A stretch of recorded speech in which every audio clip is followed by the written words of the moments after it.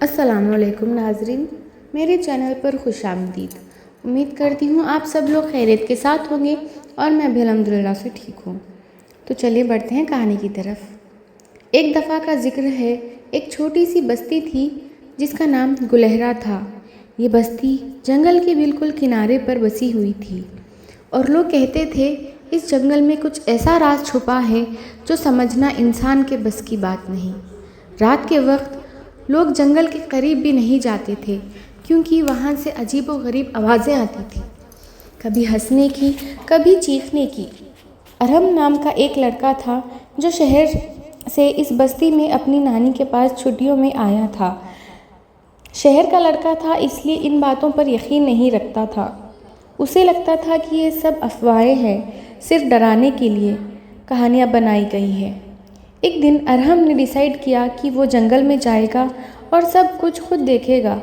اس رات چاندنی رات تھی اور ہوا میں ہلکی ہلکی سرسراہٹ تھی۔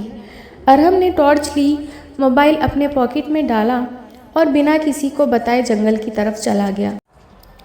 کچھ ہی دور چلا تھا کہ اسے محسوس ہوا کہ کوئی اس کا پیچھا کر رہا ہے۔ ہر قدم کے ساتھ زمین کچھ زیادہ ہی چیخ اٹھی۔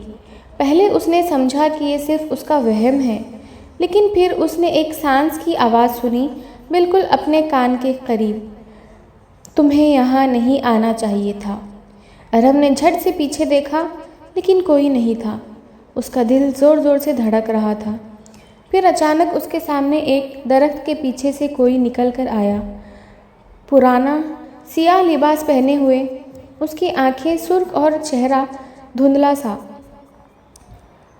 میں وہ ہوں جو ہر سائے کے پیچھے رہتا ہے۔ ارہم کا جسم سن ہو گیا۔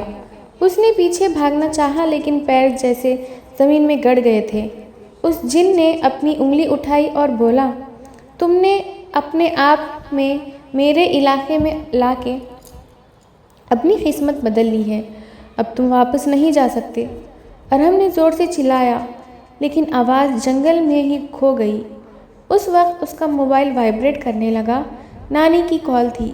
جن نے موبائل کو گھورا اور پھر اچانک ہوا میں گھل گیا۔ ارہم نے فوراً بھاگ کر جنگل سے نکلنے کی کوشش کی لیکن ہر راستہ گھوم کر اسی جگہ لے جا رہا تھا۔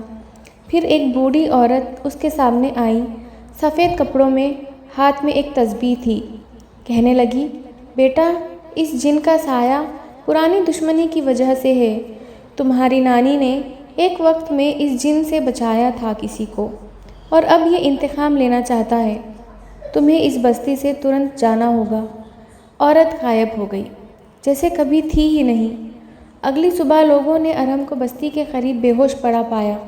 اس نے سب کچھ بتایا لیکن لوگ صرف اتنا کہہ رہے تھے، وہ جن صرف ان کو دکھائی دیتا ہے جو اندر سے کمزور ہوتے ہیں۔ ارہم واپس شہر چلا گیا لیکن ہر رات اسے نیند میں وہی آواز سنائی دیتی تھی کہ تم واپس آؤ گے اور اس دفعہ تمہارا راستہ صرف اندھیرا ہوگا۔ تو یہ تھی آج کی کہانی۔ ملتی ہوں اگلی کہانی میں، تب تک کے لیے خیال رکھیے۔ اللہ حافظ۔